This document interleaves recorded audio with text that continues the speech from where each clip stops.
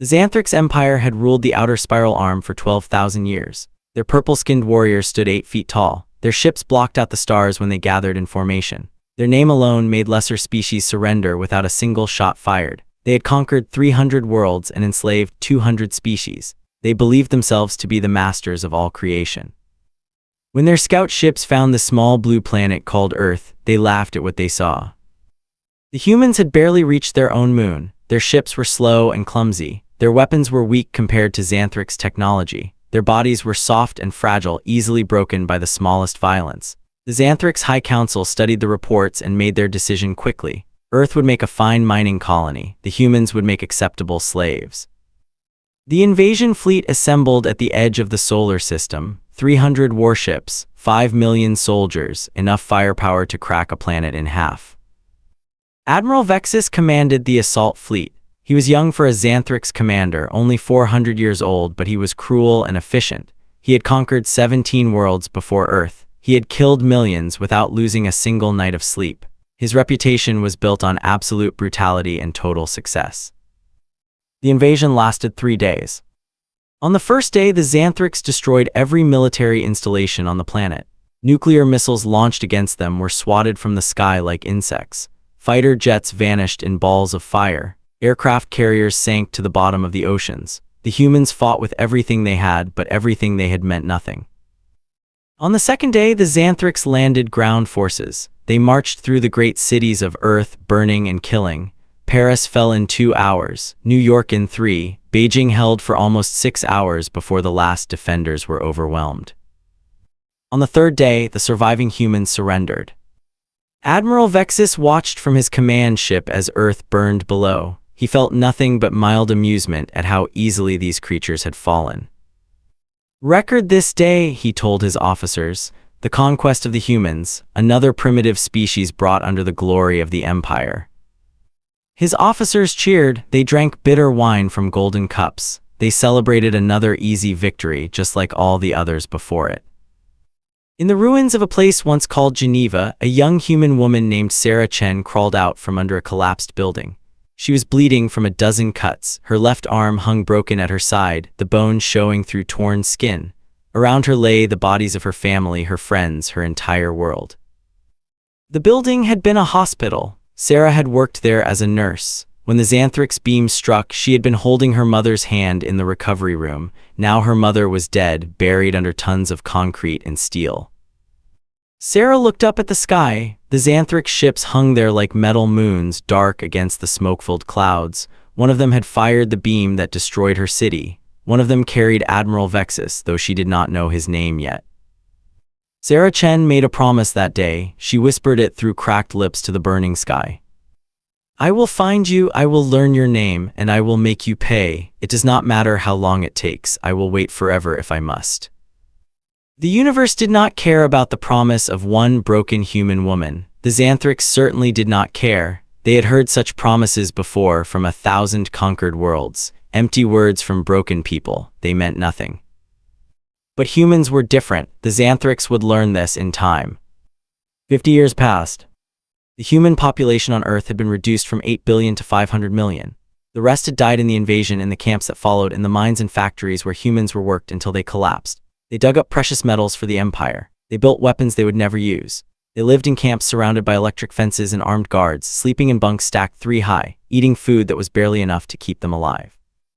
Admiral Vexus had long since left Earth. It was a small conquest, hardly worth remembering among all his victories. He had risen through the ranks of the Empire. He commanded entire sectors now. His name was spoken with fear across 100 star systems. He never thought about the small blue planet he had conquered half a century ago.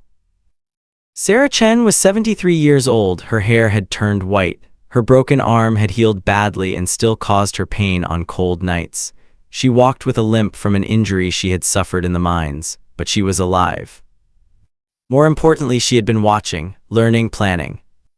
The Xanthrix did not think humans were smart enough to be dangerous. This was their great mistake. They let humans work on their ships, cleaning floors and maintaining simple systems. They let humans serve in their houses, cooking their food and cleaning their clothes. They let humans handle their communications, thinking the primitives could never understand the advanced technology. Sarah had spent 50 years making herself useful. She had learned to read Xanthrix data streams. She had learned their language, both written and spoken. She had memorized the names and faces of every officer who had participated in the invasion of Earth. And she had found Admiral Vexus. She knew where he lived, she knew his daily schedule. She knew the names of his children and grandchildren. She knew everything about him, and he did not even know she existed. She shared this knowledge carefully, secretly, with others who had made the same promise she had. There were more of them than the Xanthrix realized. Thousands at first, then tens of thousands, then millions, all waiting, all watching, all remembering every wrong that had been done to them. They called themselves the Long Memory. They had no weapons, they had no ships, they had no power except patience and hate, but they had something the Xanthrix could not understand. They had time. Sarah trained younger humans in what she knew. She taught them the Xanthrix language. She taught them how to read the data streams. She taught them how to hide their intelligence behind empty smiles and bowed heads. She taught them to be invisible. The Xanthrix think we are animals, she told them in whispered meetings held in the darkness of the mines. Let them think this. An animal cannot plan revenge. An animal forgets its master's cruelty. We are not animals. We remember everything, every death, every beating, every humiliation. We write it all down in our hearts and we never let it go. She showed them pictures of Admiral Vexus, his purple face, his golden eyes, the scar on his left cheek from a battle long ago.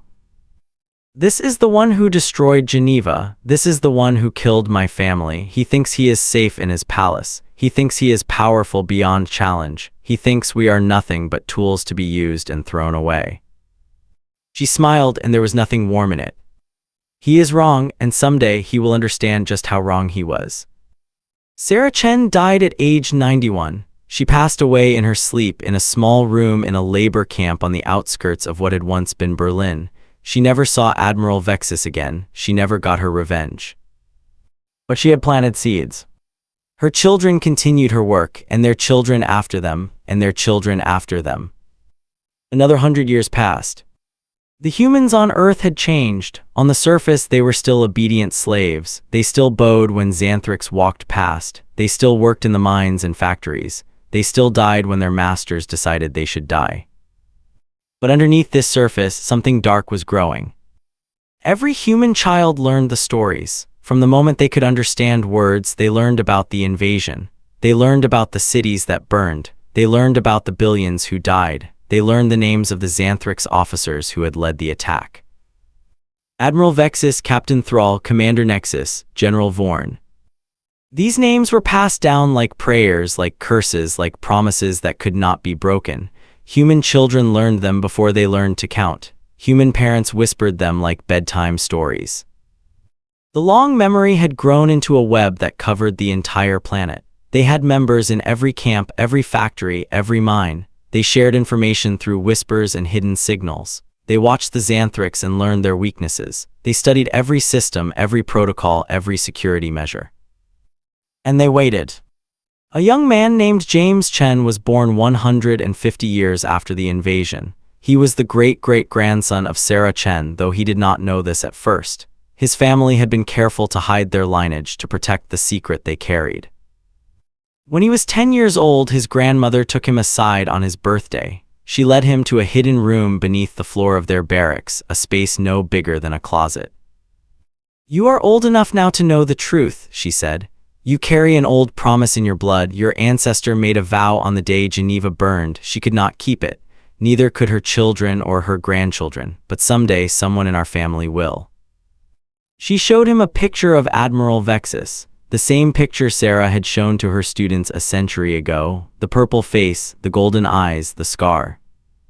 "This is the enemy. Remember his face, remember his name, remember what he did to our people." James looked at the picture for a long time. He was just a child, but he understood. He felt something cold settle in his chest. It was not fear, it was something older and darker, something that had been passed down through generations. "Is he still alive?" he asked. "The Xanthrix live for thousands of years. He is still alive. He is still powerful. He is one of the greatest admirals in their empire. He has never faced justice for what he did." "Then I will bring him justice," James said. The words came out of him without thought, as if they had been waiting inside him all along. His grandmother smiled. It was the same smile Sarah had worn all those years ago. Good, that is all we ask. Remember and wait and watch. Your time may come or it may not, but the promise will be kept. Someday, somehow, it will be kept. James was assigned to work on a Xanthrix transport ship when he was 18. He cleaned the corridors and emptied the waste containers. He was invisible, like all human servants. But he was watching, always watching. He learned the ship systems. He memorized the patrol routes of the guards. He noted which officers were cruel and which were simply indifferent. He identified every weakness, every flaw, every opportunity. He sent reports back to Earth through hidden channels, tiny bits of information that meant nothing by themselves but added up to something vast when combined with reports from millions of others. The long memory grew stronger every year. They had no weapons yet, no ships, no way to fight directly, but they had knowledge, they had patience, they had an unbreakable will. 200 years after the invasion, they finally began to act. The first strike was so small that the Xanthrix barely noticed it. A supply ship carrying food to a mining colony suffered a malfunction. Its navigation system failed at exactly the wrong moment. It drifted into an asteroid field and was destroyed. The investigation found nothing suspicious. The human crew had died along with the Xanthrix officers. It was simply an accident, bad luck. These things happened. 3 months later, another accident occurred.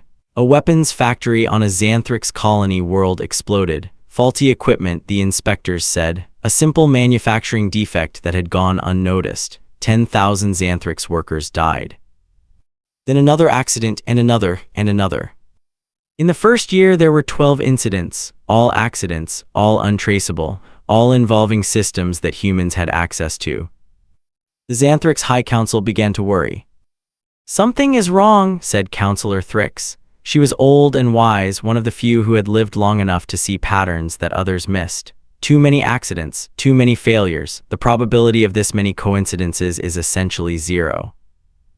It is nothing, said Admiral Vexus. He was very old now, over 600 years. His scales had faded from bright purple to dull gray, but he was still powerful, still feared, still convinced of his own superiority. Our equipment ages, our workers grow careless. This is natural, this is expected. Perhaps, said Counselor Thrix, but I think we should investigate the humans more closely. They touch everything, they go everywhere, they have access to systems throughout the Empire. Admiral Vexus laughed. It was a cold sound, like stones grinding together. The humans, they are animals, they cannot plan such things, they cannot even remember what happened to their own planet. I was there, Counselor, I conquered them myself, I saw what they were. Broken, primitive, harmless, they are tools, nothing more.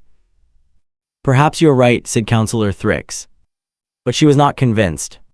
She ordered her agents to watch the humans more closely. She had informants placed in the human camps. She intercepted their communications. She searched for any sign of organization, any hint of resistance. She found nothing. The long memory was too careful, too patient. They had been preparing for this moment for 200 years. Every communication was encrypted with methods the Xanthrix could not break. Every meeting was held in secret. Every member was trained to die before revealing anything. James Chen was 40 years old now. He had risen through the ranks of human servants. He was trusted enough to work in Xanthrix command centers. He cleaned the rooms where admirals met. He served drinks at their celebrations. He stood silent in the corner while they discussed military strategy. He heard everything, he remembered everything. And he sent it all back to the long memory. The attacks continued, not enough to seem like a coordinated campaign, just enough to hurt, just enough to make the Xanthrix nervous, just enough to show that something was wrong. A power station here, a communication satellite there, a ship that vanished without a trace, an admiral who died of sudden illness, a factory that burned in the night. Each attack was planned years in advance. Each attacker was a volunteer who knew they would not survive. Each target was chosen not for maximum damage, but for maximum psychological effect. The Xanthrix began to jump at shadows. They increased security. They punished human workers for the smallest mistakes. They built more prisons, more camps, more walls. None of it helped. Because the long memory was not trying to win a war, not yet. They were trying to teach the Xanthrics something they had never learned in 12,000 years of conquest. Fear. Admiral Vexus received a message on the 300th anniversary of the invasion of Earth. It arrived on his personal communication device, bypassing all security systems. No one knew how it got there. No one could trace where it came from. The message contained only a picture, his own face taken from that day 300 years ago when he had watched Earth burn. He looked young in the picture, proud, victorious. Below the picture were 2 words in the human language. We remember. Admiral Vexus stared at the message for a long time. His old hearts beat faster. His hands trembled slightly. He felt something he had not felt in centuries. Then he deleted the message and told no one. But he did not forget. And deep in his ancient mind, something he had never experienced before began to grow. For the first time in 600 years, Admiral Vexus felt afraid. 350 years after the invasion, the long memory finally showed their true face. Admiral Vexus was attending a ceremony on the Xanthrics' homeworld. He was being honored for his centuries of service to the Empire. The Emperor himself would present him with the Golden Star, the highest award a military officer could receive. The Great Hall was filled with the most powerful Xanthrics in the galaxy. Admirals, generals, counselors, members of the royal family, 10,000 purple-skinned warriors in their finest armor gathered to celebrate the glory of the Empire. And among them, nearly invisible, were 500 human servants. They carried trays of food, they poured drinks, they swept the floors and emptied the trash. No one looked at them. No one ever looked at them. They were furniture, they were tools, they were nothing. But the humans were looking, they were always looking. James Chen's granddaughter was there. Her name was Maya and she was 25 years old. She had been trained since birth for this moment. She knew every guard position, every exit, every weak point in the security. She carried a tray of small cakes toward the raised platform where Admiral Vexus stood waiting for his medal. The Emperor was approaching from the other side of the hall, surrounded by his personal guard. No one stopped Maya. Why would they? She was just a servant, invisible, harmless. She climbed the steps, she approached the Admiral. She held out the tray with a humble bow. "Would you like a cake, my lord?" she asked in perfect Xanthrics. Admiral Vexus glanced down at her. For a moment, something flickered in his ancient eyes, something almost like recognition, like a memory from long ago. "You look familiar," he said. Maya smiled. It was Sarah Chen's smile, passed down through generations. "My family is from Geneva," she said. "You probably don't remember it. It was just a small city on a small planet you conquered 350 years ago." Admiral Vexus froze. Maya reached into the tray. There were no cakes inside. There was a small device, no bigger than a human thumb. She held it up so he could see it. "My great-great-great-great-grandmother made a promise that day," Maya said. "She said she would find you. She said she would make you pay. She said it didn't matter how long it took." Guards were rushing toward them now. Xanthrics warriors were drawing their weapons. Alarms were screaming throughout the Great Hall. Too slow, they were all too slow. "Sarah Chen sends her regards," Maya said. "From all of us, from everyone who remembers." She pressed the button. The explosion was not large. It was designed for one purpose only. When the smoke cleared, Admiral Vexus lay dead on the floor, his body broken and burned. Maya was dead too. She had known she would be. She had volunteered anyway, her life for his. She considered it a fair trade. All across the Great Hall, other human servants pressed other buttons. Other explosions. Other Xanthrics officers fell. Captain Thrall, who had led the ground assault on Earth. Commander Nexus, who had designed the slave camps. General Vorn, who had ordered the burning of the cities. All of them, every single Xanthrics officer who had participated in the invasion of Earth, everyone whose name had been passed down through generations. The long memory had found them all, had tracked them for 3.5 centuries, had placed agents near each one, had waited until this moment when they were all gathered in one place. And on this day, the day of celebration, the day of honor, they had collected the debt. The Xanthrics Empire was in chaos. Their greatest leaders were dead. Their security had failed completely. An enemy they had dismissed as animals had struck at the heart of their power. The Emperor himself survived, protected by shields that the humans had not been able to breach. He stood in the ruins of his great hall, surrounded by the bodies of his finest officers, his finest warriors. "Find them," he commanded, "find all of them, kill every human on every world, burn their planet to ash, erase them from the galaxy." But it was too late for that.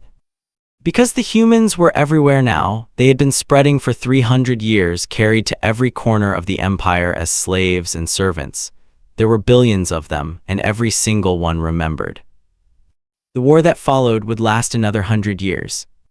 The Xanthrix called it the Human Uprising, the humans called it the Reckoning. It was not a war that the humans could win by force. They had no fleet, they had no army, they had no weapons that could match Xanthrix technology. In a straight fight, they would have been destroyed in days. But they had something else, something the Xanthrix had never faced before. They had patience, they had memory, and they had a willingness to die that the Xanthrix could not understand. Every human slave was a potential weapon, every servant could be an assassin, every worker could be a saboteur. The Xanthrix could not tell who was dangerous and who was not. They could not kill them all because the humans ran everything. They built the ships, they grew the food, they maintained the machines, they cleaned and cooked and carried. Without humans, the empire would collapse within a year. But with humans, the empire was being eaten from the inside. The long memory had grown into something vast. They had cells on every world, in every city, in every ship. They communicated through methods the Xanthrix could not trace. They planned attacks years in advance. They struck without warning and vanished without a trace. And they never forgot, never forgave, never stopped. The Emperor ordered mass executions. Millions of humans died in the camps, but for every human killed, 2 more joined the long memory. The dead were not forgotten. They became martyrs.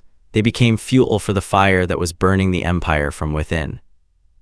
The Xanthrix tried to replace humans with machines, but their technology had grown dependent on human labor over 3 centuries. They had forgotten how to maintain their own ships. They had forgotten how to grow their own food. They had forgotten how to do anything without slaves. The machines broke down, the factories failed, the ships stopped flying. They tried to negotiate. They offered the humans freedom, independence, their own planet far from Xanthrix space. They offered everything they could think of. The long memory sent back a single word: no. They did not want freedom, they did not want peace, they did not want planets or ships or technology. They wanted something that the Xanthrix could not give. They wanted justice, complete and total justice, for every human who had died in the invasion, for every slave who had been worked to death, for every child who had grown up in chains, for every indignity, every cruelty, every moment of suffering. The debt was too large to ever be repaid. On the 400th anniversary of the invasion, the long memory sent another message to the Emperor himself. Like all their messages, it appeared on his personal device without explanation. "Should have killed us all when you had the chance, but you wanted slaves, you wanted workers, you wanted to use us. Now you will pay the price. We will never stop. We will never forget. We will hunt you for 1,000 years if we must. Your empire will fall. Your species will learn the meaning of fear. And when the last Xanthrix who participated in our conquest is dead, when your glory is forgotten by all the galaxy, humans will still remember what you did. We are patient, we are everywhere. And we will never ever stop." The Emperor read the message 3 times, then he sealed himself in his palace and refused to see anyone. He had finally understood what the humans were. They were not animals, they were not slaves, they were not primitive or weak or stupid. They were the opposite of everything the Xanthrix believed about the galaxy. The Xanthrix believed in power. They believed that the strong conquered the weak. They believed that victory meant the end of conflict. They believed that conquered peoples would eventually accept their fate and serve. But humans did not believe in any of that. Humans believed in justice. They believed that wrong must be punished, no matter how long it took. They believed that time meant nothing when measured against revenge. They believed that some debts could never be forgiven. The Xanthrix had conquered 1,000 species. All of them had eventually accepted defeat. All of them had bowed their heads and served. All of them had forgotten their old worlds, their old ways, their old grudges. But humans were different. Humans could not accept defeat. They could not bow their heads, not truly. They could not serve without remembering what had been taken from them. They could only wait and watch and remember and strike. This was what the Xanthrics had awakened when they invaded Earth, not a conquered species, not obedient slaves. An enemy with infinite patience and absolute memory. An enemy that would never stop, never surrender, never forget. An enemy that measured time in centuries and counted lives in billions. The Xanthrics Empire had stood for 12,000 years. It had conquered half the galaxy. It had seemed eternal, unshakable, invincible. But it had never faced anything like humanity. And now, 400 years too late, it was learning why that mattered. The end came slowly, like a disease that kills by degrees. For another century, the Xanthrics Empire fought to survive. They built new ships, trained new soldiers, developed new weapons. They were still powerful. They still controlled vast territories. They still had technology that humans could barely understand. But they were bleeding. Every day they bled a little more. Human saboteurs destroyed their factories. Human assassins killed their leaders. Human spies stole their secrets. Human workers made small mistakes that added up to catastrophic failures. The long memory was everywhere, invisible and patient. The other species of the galaxy began to sense weakness. Some of them had been conquered long ago when the Empire was young. Some of them still remembered their own burning worlds, their own dead cities, their own broken families. They started to fight back too, not because they thought they could win, but because the humans had shown them something important. Empires can fall, the strong can become weak. The conquered can become conquerors. All it takes is patience and memory and an unbreakable will. The Xanthrics found themselves fighting on 100 fronts. Their fleet was stretched thin. Their soldiers were exhausted. Their leaders were afraid to show their faces in public. No one knew which servant might be carrying a bomb. No one knew which worker might be ready to die. 500 years after the invasion of Earth, the human fleet finally arrived at the Xanthrics' homeworld. Not a Xanthrics fleet modified by humans, a human fleet built by human hands, commanded by human officers, small and light and fast, designed for speed rather than power. 1,000 ships that had been built in secret in hidden shipyards scattered across the galaxy. The long memory had provided the plans, the resources, the workers, everything done in shadow, invisible to Xanthrics' eyes. For 100 years, they had been building this fleet piece by piece, gathering strength for this final moment. Admiral Sarah Chen VII commanded the fleet. She was the direct descendant of the woman who had made the first promise 500 years ago in the ruins of Geneva. She carried that promise in her blood, in her bones, in every beat of her heart. She looked at the Xanthrics' homeworld on her screens, a beautiful planet covered in purple forests and silver oceans, the heart of an empire that had ruled for 12,000 years. "This is it," she said to her officers, 500 years of waiting, 500 years of planning, 500 years of sacrifice, it all comes down to this. Her voice was calm, her hands were steady. She had been preparing for this moment her entire life. "Remember why we're here," she continued. "Not for conquest, not for glory, not for revenge alone. We're here for everyone who died, everyone who suffered, everyone who waited and hoped and never gave up." She paused, looking at the faces around her, young and old, men and women, from every corner of the galaxy where humans had spread. "We're here for Sarah Chen, who made a promise. We're here for Maya Chen, who kept it. We're here for 10 billion humans who died so that we could stand here today." She turned back to the screens. "The Xanthrics asked us once why we kept fighting, why we couldn't just accept defeat and move on. They didn't understand the answer, so I'll say it one more time for all of them to hear." She smiled, and it was not a kind smile. It was Sarah's smile, Maya's smile, the smile of every human who had ever waited in the darkness for their moment to strike. "We remember, that's all, we just remember." She gave the order to attack. The battle lasted 3 days. The Xanthrics fought with everything they had. They had 10 times as many ships, 100 times as many soldiers. They had technology that humans could barely understand. They had 12,000 years of military tradition. But they had already lost. They had lost 500 years ago when they decided to spare the humans instead of destroying them completely. Because the humans had used those 500 years well. Their ships were smaller, but they were everywhere. Their weapons were weaker, but they never stopped firing. Their soldiers died by the thousands, but there were always more. Every human knew they were fighting for their entire species, for their ancestors, for their children yet to be born. And the Xanthrix, for all their power, for all their technology, for all their military tradition, had something the humans did not have. Fear. They had learned fear over the past 5 centuries. They had learned that death could come from anywhere at any time, from servants and slaves they had never bothered to notice. They had learned that the humans never forgot. They had learned that there was no place to hide, no defense that could not be breached, no victory that would last. On the 3rd day, the Xanthrix Emperor broadcast a message of surrender. Admiral Sarah Chen VII received the message on her command ship. She read it carefully, word by word. The Emperor was offering peace. He was offering reparations. He was offering everything the humans had ever wanted. He was begging. She thought about it for a long moment. 500 years of struggle, billions of dead, generations of waiting, all leading to this moment. Then she sent her reply.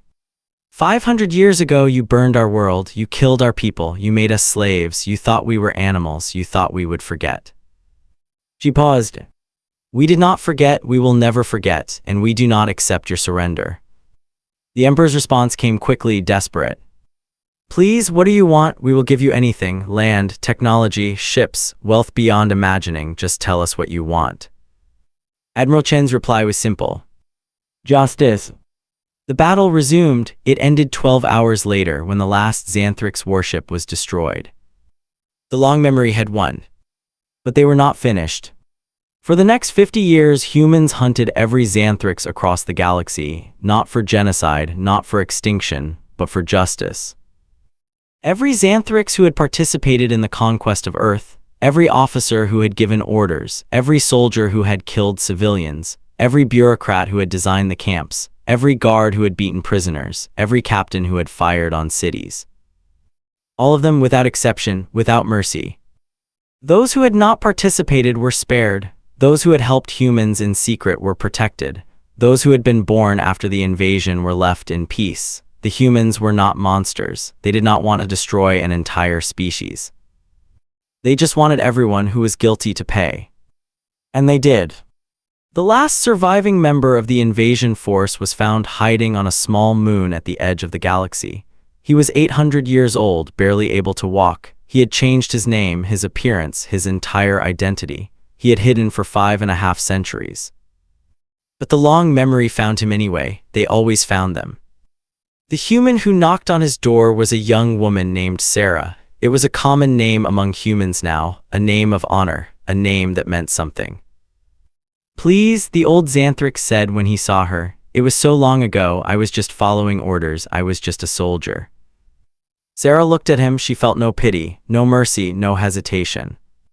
562 years ago, she said, you fired on a city called Geneva. 3 million people died. One of them was a woman named Sarah Chen. She made a promise before she died.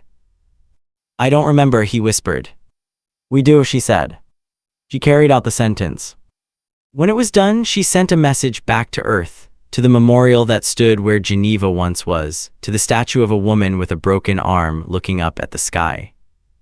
It is finished, the promise is kept. Rest now, grandmother, all of you rest. The wind blew through the memorial garden, the flowers swayed, the statue stood silent, looking up at stars that no longer held any enemies. 562 years after making a promise she could not keep, Sarah Chen's debt was finally paid. By her children and her grandchildren, and all the generations that came after, by humans who had never known her but who carried her promise in their hearts. The Xanthrix Empire was no more. Its territories were divided among the species it had once conquered. Its name became a warning, a story told to children about the dangers of cruelty and arrogance, about the foolishness of assuming that the weak could never become strong. And humans spread across the galaxy, building new worlds, new civilizations, new futures.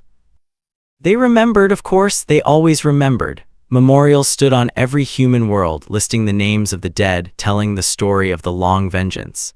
Every child learned about the invasion. Every adult honored the ancestors who had waited and planned and sacrificed. But they did not forget how to forgive, either. When young Xanthrix came to human worlds, seeking peace, seeking understanding, seeking a place in the new order, they were welcomed. The sins of the parents were not held against the children. The guilt of the ancestors did not pass to the innocent. The humans had learned something important in their long struggle, something the Xanthrics never understood. Memory is not about hate, it is about justice, and justice is not about destruction. It is about balance. It is about making sure that wrong is punished and right is rewarded. It is about ensuring that history does not repeat itself. The universe had balance now, a terrible balance paid for in blood and time and sacrifice beyond measure. But balance nonetheless. In the memorial garden on Earth, flowers bloomed around the statue of Sarah Chen. Visitors came from across the galaxy to pay their respects. They left gifts. They whispered prayers. They stood in silence before the woman who had started it all with a simple promise. One visitor, a young Xanthrix with pale purple skin and golden eyes, stood there longer than most. She read the inscription at the base of the statue. "We remember, we wait, we do not forgive until justice is served. Time means nothing. Patience is everything. This is the human way." She bowed her head. "I am sorry," she whispered, "for what my ancestors did, for the suffering they caused, for everything."